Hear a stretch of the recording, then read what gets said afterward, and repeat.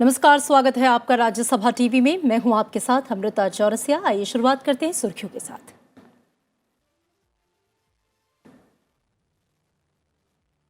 चुनाव नतीजे आने के बाद 16वीं लोकसभा भंग करने की सरकार की सिफारिश। प्रधानमंत्री नरेंद्र मोदी की अध्यक्षता में केंद्रीय मंत्रिमंडल और मंत्रिपरिषद की बैठक। राष्ट्रपति रामनाथ कोविंद से की मुलाकात।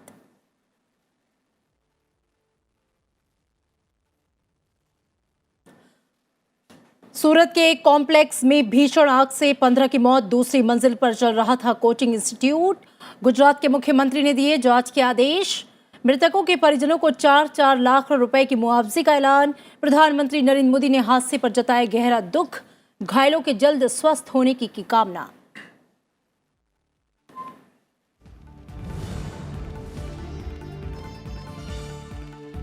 रक्षा क्षेत्र में डीआरडीओ की एक और बड़ी कामयाबी। पोखरण फायरिंग रेंज में 500 किलोग्राम के स्वदेशी गाइडेड बम का सफल परीक्षण। 30 किलोमीटर दूर से तय लक्ष्य पर सटीक निशाना।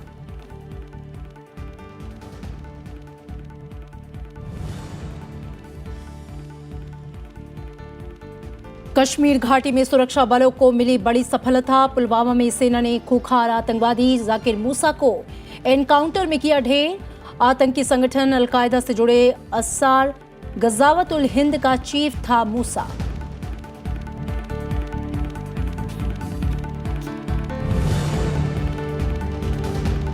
और ब्रिटेन की प्रधानमंत्री थेरेसा मे ने इस्तीफे की घोषणा की। 7 जून को कंजर्वेटिव पार्टी की नेता के रूप में देंगे इस्तीफा। ब्रेक्जिट को लेकर अपने प्रदर्शन पर जताया अफसोस।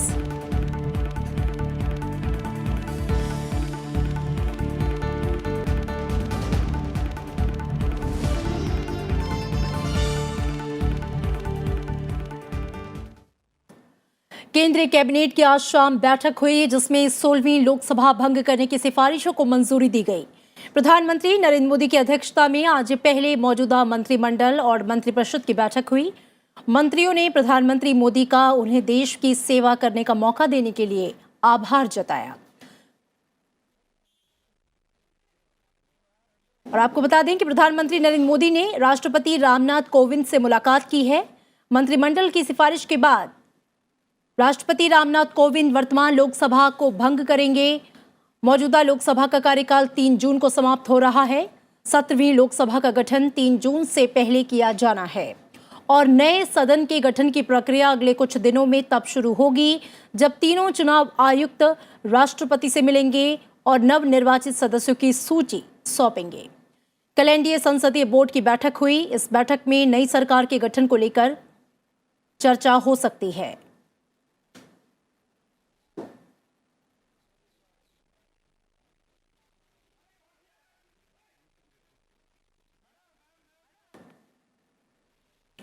और रविंद्र सिंह श्योराण हमारे साथ जुड़ गए हैं। रविंद्र, आपसे जानना चाहेंगे, आज प्रधानमंत्री की राष्ट्रपति से मुलाकात भी हुई है और 3 जून से पहले नई लोकसभा का गठन हो जाना है। इसको लेकर क्या अपडेट्स है और आगे किस तरह की गतिविधियां रहने वाली हैं? जी अमृता, देखिए ये सेरेमोनियल है और इस तरह की प्रक्रिया का ये हिस्सा है कि जब नई लोकसभा का चुनाव हो जाता है तो उसके बाद वो जो करंट लोकसभा है उसको भंग किए जाने की ये एक प्रक्रिया है, जिसकी आज जो वर्तमान कैबिनेट है उसने रिकमेंडेशन कर दिया है। और इसके बाद तीनों चुनाव आयुक्त जब राष्ट्रपति से मिलकर इस बात का जानकारी देंगे राष्ट्रपति को कि जो है वो सर्वसम्मति के साथ चुनाव हो गया है और उसमें जो नतीजे आए हैं वो तमाम जानकारियां राष्ट्रपति को दी जाएंगी। कैबिनेट ने ये आज रिकमेंड कर दिया है कि जो वर्तमान 16वीं लोकसभा है उसको अब भंग कर दिया जाए और नई 17वीं लोकसभा जो है उसकी बनने की प्रक्रिया उसके बाद से शुरू हो जाएगी, जिसके तहत जो है नए सदस्यों को शपथ दिलाई जाएगी। उसके पहले प्रोटेम स्पीकर का चयन किया जाएगा और वो नए सदस्यों को शपथ दिलाएंगे। इसी प्रक्रिया को जब 2014 में चुनाव हुआ था तब पूरा किया गया था और 3 जून के पहले जिस तरह का कानूनी जो बाध्यता है, संवैधानिक बाध्यता, उसके तहत 3 जून के पहले जो है वो नए सदन का बैठक होना है। नए सदन के चुनने की जो पूरी प्रक्रिया है वो पूरी हो जानी है। और आज जो है कैबिनेट की जो बैठक हुई उसके बाद मंत्रिपरिषद, जिसमें कि तमाम जो मंत्रीगण हैं प्रधानमंत्री नरेंद्र मोदी के जो कैबिनेट के सहयोगी हैं और जो जी। मंत्री परिषद के सहयोगी हैं, उनकी भी एक बैठक हुई। तमाम जो मंत्री थे उन लोगों ने प्रधानमंत्री को धन्यवाद किया कि देश की सेवा करने का मौका जो है प्रधानमंत्री के साथ उन लोगों को दिया गया। तो जाहिर तौर पर जिस तरह की थम्पिंग मेजोरिटी प्रधानमंत्री नरेंद्र मोदी के नेतृत्व में एनडीए को मिली है, जी। उसके बाद बहुत सारे जो कैबिनेट मंत्री हैं वो जीतकर, कैबिनेट मंत्री और मंत्री परिषद के सदस्य जो हैं वो जीतकर वापस लोकसभा में आए हैं। कुछ लोग राज्यसभा में पहले से ही मौजूद हैं, तो उससे काफी एक्जुबरेंट जो है वो लोग थे और दोबारा से किसी ने एनडीए सरकार को काम बिल्कुल करने का रविंद्र, मौका साथ मिला ही है। जानना चाहेंगे कि कल एनडीए की भी बैठक होगी, इसको लेकर क्या अपडेट है, किस तरह की बातचीत कल एनडीए की बैठक में? देखिए, बीजेपी की जो पार्लियामेंट्री पार्टी है, पहले उसकी बैठक होना तय हुआ है। बीजेपी की पार्लियामेंट्री पार्टी में प्रधानमंत्री नरेंद्र मोदी और जो नए चुने गए सदस्य हैं, जो अगली लोकसभा के सदस्य होंगे, 17वीं लोकसभा के, वो तमाम लोग आएंगे, उनके साथ बैठक होगी। उसके बाद एनडीए की बैठक होगी और आगे की जो रणनीति है प्रधानमंत्री नरेंद्र मोदी किस तरह का, अगर सरकार जो आगे चलेगी उसमें किस तरीके से एनडीए के घटक दलों का सहयोग रहेगा, उसमें किस तरीके से कामकाज होगा, उस पर जो है वो चर्चा होगी और नए तमाम जो सदस्य आएंगे उनसे मुलाकात होगी। ये तमाम चीजें जो है वो एनडीए की और जो बीजेपी की पार्लियामेंट्री पार्टी की बैठक होगी उसमें इन चीजों पर चर्चा होगी। लेकिन अब देखिए, क्योंकि कई सदस्य ऐसे हैं जो पहली बार आएंगे, उसके लिए भी तमाम तैयारियां यहाँ पर लोकसभा सचिवालय की तरफ से की जा रही है और पार्टियां जो है वो अपने स्तर पर भी कानून की पेचीदगियां जो होती हैं कि किस तरीके से संसद में नए सदस्यों का व्यवहार करना है, उसके लिए पार्टियां भी अपने जो वरिष्ठ लोग हैं उनके माध्यम से जो पहली बार चुनकर आए हैं उन लोगों को जानकारी देती हैं। बिल्कुल रविंद्र, तो कुल मिला के 3 जून से पहले नई लोकसभा का गठन करना है और इसको लेकर जो भी प्रक्रियाएं होती हैं उसके तहत तमाम तरह की बैठकें हो रही हैं। आज प्रधानमंत्री ने राष्ट्रपति से मुलाकात भी की थी। आपका इस पूरी बातचीत के लिए शुक्रिया। और 17वीं लोकसभा के चुनाव में प्रधानमंत्री नरेंद्र मोदी की अगुवाई में एनडीए की ऐतिहासिक जीत हासिल हुई है। नरेंद्र मोदी देश के पहले गैर कांग्रेसी प्रधानमंत्री बन गए हैं जिन्होंने पूर्ण बहुमत के साथ एक बार फिर सत्ता में वापसी की है। बीजेपी ने न सिर्फ अपने बूते फिर लोकसभा में बहुमत हासिल किया बल्कि सहयोगियों के साथ 353 का आंकड़ा भी छू लिया। बीजेपी ने दिल्ली, राजस्थान, गुजरात, हरियाणा, उत्तराखंड, हिमाचल प्रदेश, त्रिपुरा और अरुणाचल प्रदेश की सभी सीटों पर जबरदस्त जीत हासिल की है।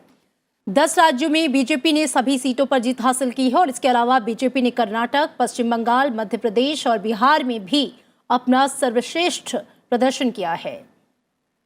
तेलंगाना में भी बीजेपी ने 4 सीटों पर जीत दर्ज की है, तो वहीं यूपीए गठबंधन महज 92 सीटों पर सिमट गया है, जबकि अन्य के खाते में 97 सीटें गई हैं। यूपी के सबसे बड़े दल कांग्रेस पार्टी महज 52 सीटों पर ही सिमटी है। बीजेपी ने उत्तर प्रदेश में मायावती, अखिलेश यादव के महागठबंधन का दाव भी नहीं चलने दिया और बिहार में जेडीयू के साथ मिलकर कांग्रेस और आरजेडी का सूपड़ा साफ कर दिया। वहीं महाराष्ट्र में कांग्रेस एनसीपी गठबंधन को भी करारी शिकस्त दी है। इससे पहले 2014 के लोकसभा चुनाव में बीजेपी ने अपने दम पर कुल 282 सीटें हासिल की थीं।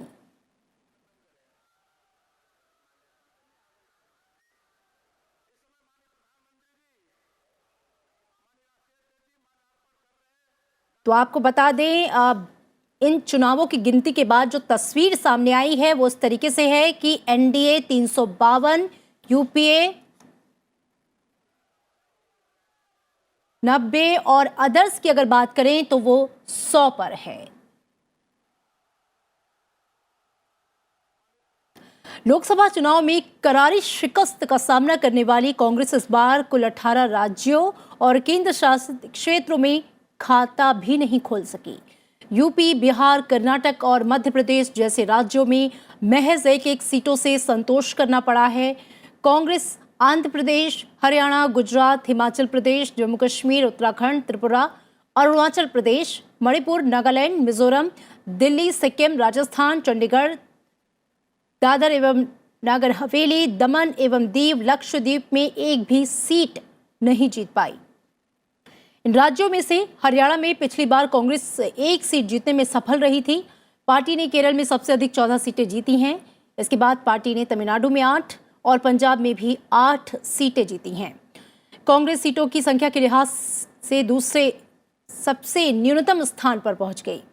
पिछले लोकसभा चुनाव में उसने 44 सीटें जीती थीं और इस बार भी पार्टी दोहरे अंकों में ही सिमट कर रह गई।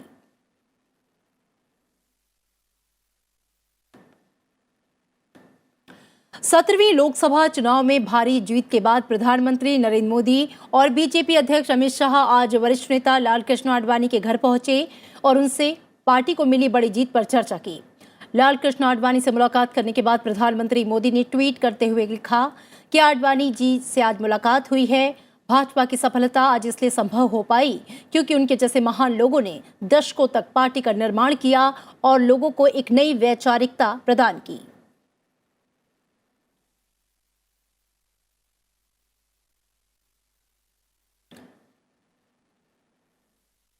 लालकृष्ण आडवाणी से मिलने के बाद पीएम नरेंद्र मोदी वरिष्ठ नेता मुरली मनोहर जोशी से मिलने पहुंचे। उनके साथ भाजपा अध्यक्ष अमित शाह भी मौजूद थे।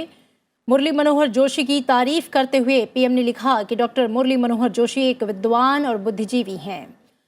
भारतीय शिक्षा को बेहतर बनाने की दिशा में उनका योगदान उल्लेखनीय है। उन्होंने हमेशा बीजेपी को मजबूत करने का काम किया और मेरे सहित कई कार्यकर्ताओं का उत्साहवर्धन किया। आज सुबह उनसे मुलाकात की और उनका आशीर्वाद लिया।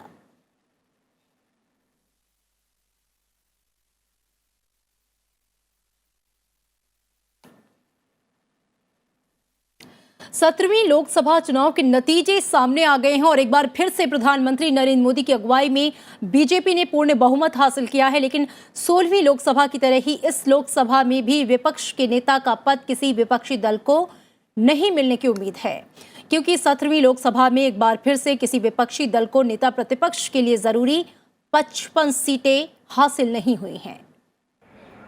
संसदीय परंपरा में नेता विपक्ष का पद काफी अहम होता है। संसद के दोनों सदनों लोकसभा राज्यसभा के साथ ही विधानसभाओं में नेता प्रतिपक्ष सरकार के कामकाज पर नजर रखने वाले विपक्ष का चेहरा होता है। संविधान में नेता विपक्ष का प्रावधान है, जिसके मुताबिक सदन में विपक्ष का वो दल जिसके पास कुल निर्वाचित सदस्यों में से 10% संख्या है, उसे ही नेता प्रतिपक्ष के नेता के तौर पर मान्यता मिलती है। 16वीं लोकसभा की तरह 17वीं लोकसभा में भी किसी भी विपक्षी दल को नेता विपक्ष पद के लिए जरूरी 55 सीट हासिल नहीं हुई हैं। विपक्षी दलों में कांग्रेस ने सबसे ज्यादा 52 सीटें हासिल की हैं। ऐसे में लोकसभा में एक बार फिर नेता विपक्ष का पद खाली रह सकता है। जो चुनाव नतीजे आए हैं उसमें कांग्रेस को 52 सीटों पर अब वो पहुंचे हैं और लग रहा था कि कांग्रेस बहुत अच्छा करेगी। पहले तो लोग समझ रहे थे कि 100 सीटों पर पहुंचाएगी, 70-80 सीटों पे, लेकिन 52 सीटों पर पहुंची है। वहाँ फिर कांग्रेस के सामने एक बड़ा राजनीतिक संकट आया है। वो ये है कि पिछली बार भी आपको ध्यान हो कि कांग्रेस के पास 44 सीटें थी। लोकसभा में विपक्ष के नेता के लिए भी कम से कम 10% सीटें किसी पार्टी के पास होना जरूरी है। तो आज भी वो 52 पर आए हैं, 543, 545 में से ये दिख रहे हैं। तो कम से कम कांग्रेस को 55 सीटों की ज़रूरत थी, तो वो 55 सीटों पर नहीं आ पाई। तो फिर उसे सरकार की मेहरबानी पर रहना पड़ेगा कि वो मल्लिकार्जुन खड़गे की तरह से विपक्षी नेता के एक मानने के लिए कि भाई आप विपक्ष की सबसे बड़ी पार्टी हैं, क्योंकि इस समय और कोई पार्टी को बहुमत नहीं मिला है, लेकिन कानूनी तौर पर लोकसभा के जो रूल्स रेगुलेशन है उसके हिसाब से उनके विपक्ष के नेता का पद उनको नहीं मिलेगा। लेकिन कुछ जानकारों का मानना है कि salary and allowance of leader of opposition in parliament act 1977 में कहीं भी लीडर ऑफ ऑपोजिशन के लिए 10% सीट होने की अनिवार्यता नहीं है। इसी को आधार बनाकर कई बार सदन में सबसे बड़े विपक्षी दल को नेता विपक्ष का पद दिया गया। सत्ता पक्ष की नीतियों की तर्कसंगत तरीके से आलोचना के साथ ही कई महत्वपूर्ण संवैधानिक पदों की नियुक्ति प्रक्रिया में प्रतिपक्ष के नेता का होना जरूरी होता है। विरोधी दल के नेता को वो सभी सुविधाएं मिलती हैं जो एक कैबिनेट मंत्री को मिलती हैं। लेकिन ये पहली बार नहीं है कि लोकसभा में प्रतिपक्ष का कोई नेता नहीं है। आजादी के बाद 1952 से लेकर 1969 तक लोकसभा में कोई प्रतिपक्ष का नेता नहीं था। 10% की अनिवार्यता के चलते 9वीं और 10वीं लोकसभा में भी नेता प्रतिपक्ष का पद खाली रह गया था। Bureau report, Rajya Sabha TV. और यहाँ रुकेंगे एक छोटे से ब्रेक के लिए।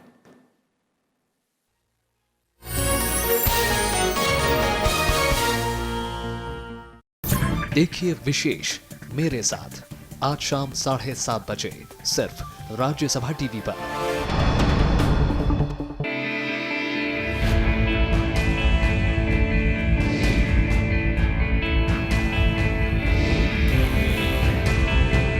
हर वो आर्थिक फैसला या नीति जो तय करता है विकास की गति, कैसे और क्यों लिए जाते हैं फैसले, क्या होता है इनका हम पर असर। देखिए अर्थनीति शनिवार शाम 7:30 बजे सिर्फ राज्यसभा टीवी पर। देखिए मेरे साथ देश देशांतर रात 8:30 सिर्फ राज्यसभा टीवी पर।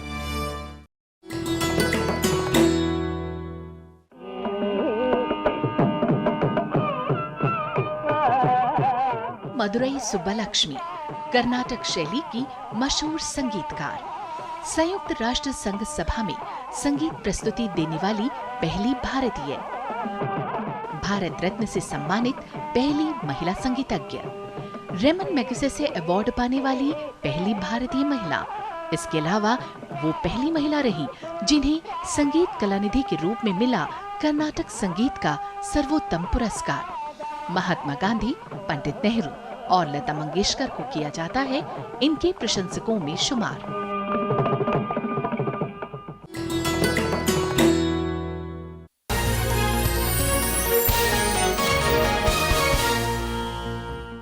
ब्रेक के बाद स्वागत है आपका। सूरत की एक इमारत में भीषण आग लगने से करीब 15 लोगों की मौत हो गई है और कई लोग घायल हो गए हैं। फिलहाल आग पर काबू पा लिया गया है। दमकल विभाग की करीब 18 गाड़ियों ने कड़ी मशक्कत के बाद आग पर काबू पाया। मौके पर मौजूद लोगों की माने तो तक्षशिला कॉम्प्लेक्स की दूसरी मंजिल पर कोचिंग क्लास चल रहा था। जिस वक्त इमारत में आग लगी उस वक्त इमारत में काफी लोग मौजूद थे। गुजरात के मुख्यमंत्री ने हादसे की जांच के आदेश दिए हैं। उन्होंने मृतकों के परिजनों को 4-4 लाख रुपए के मुआवजे का ऐलान किया है। हादसे के बाद प्रधानमंत्री ने ट्वीट कर गहरा दुख जताया है। उन्होंने कहा है कि उनकी संवेदनाएं पीड़ित परिजनों के साथ हैं। प्रधानमंत्री ने घायलों के जल्दी स्वस्थ होने की कामना की है। साथ ही गुजरात सरकार और स्थानीय प्रशासन को प्रभावित लोगों की हर संभव मदद करने के लिए कहा है।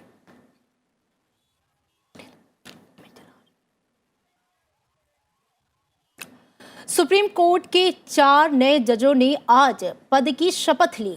4 जज बॉम्बे हाई कोर्ट के justice BR Gavai, Himachal high court के चीफ जस्टिस सूर्यकांत, झारखंड के चीफ जस्टिस अनिरुद्ध बोस और गुवाहाटी हाई कोर्ट के चीफ जस्टिस AS बोपन्ना ने अब सुप्रीम कोर्ट के न्यायाधीश के तौर पर शपथ ले ली है और इसी रूप में अब वो काम करेंगे।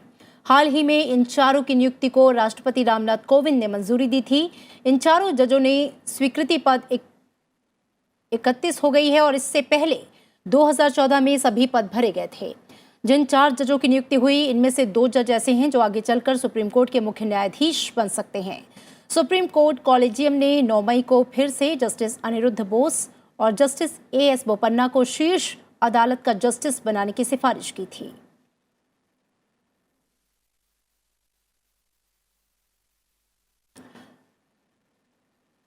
और आपको बता दें कि DRDO ने आज पोखरण फायरिंग रेंज में स्वदेशी तकनीक पर बने 500 किलोग्राम के इनरस्वेली गाइडेड बम का सफल परीक्षण किया है। 30 किलोमीटर दूर से दागे गए बम ने लक्ष्य पर सबसे सटीक निशाना लगाया।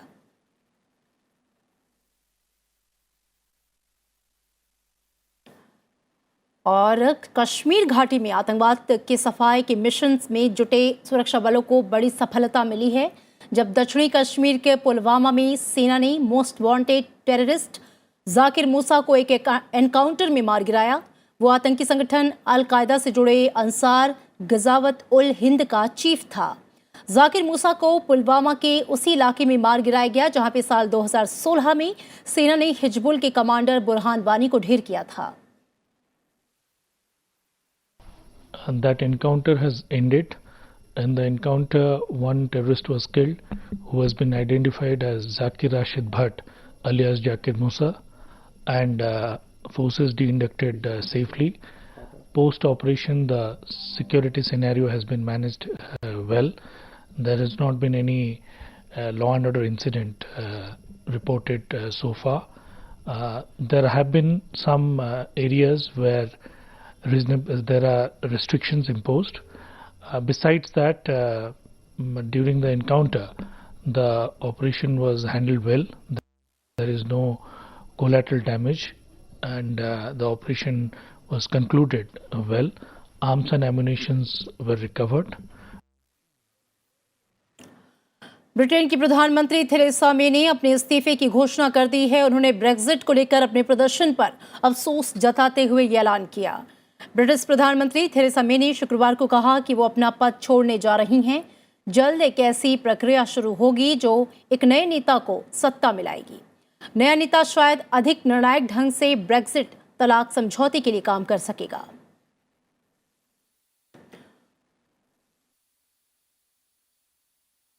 Our politics may be under strain, but there is so much that is good about this country, so much to be proud of, so much to be optimistic about.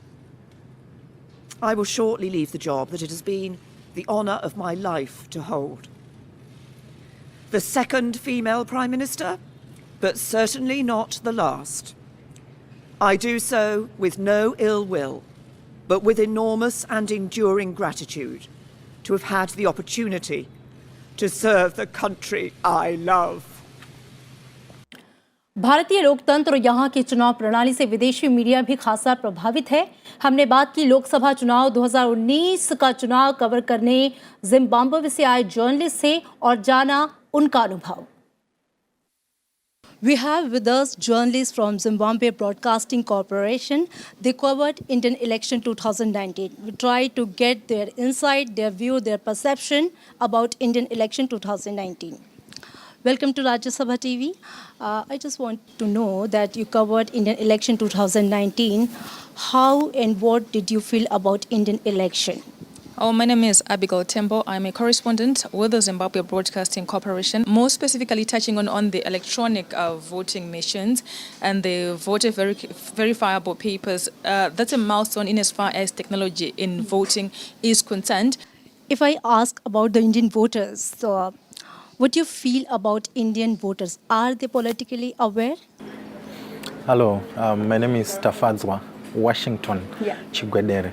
I'm a camera person with Zimbabwe. We interacted with them. You could see that there are people who are really politically minded. There are people who are not forced to do things, but they are also.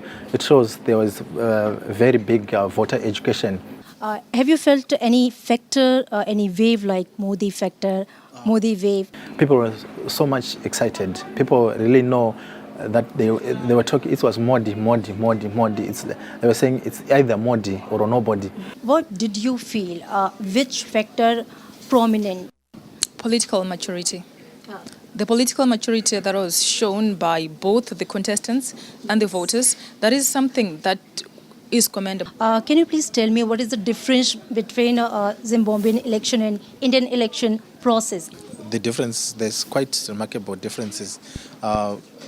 In India, the level of democracy is very high. Let's talk about the use of the ICTs, the electronic voting system.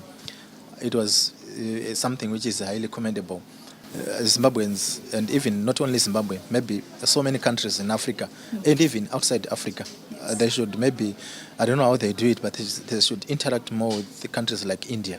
What you found very interesting in this election 2019, because you covered many places, you met many people, and so what you found interesting? We are looking at a 109-year-old grandfather or grandmother coming to vote, and then there was that lone voter that deep in the mountain, that person who went, and the fact that the government was willing to go and set up a voting station in that forest just for that 1% shows that every vote counts. Just beautiful. Thank you so much talking to us. Thank you so much. You're welcome.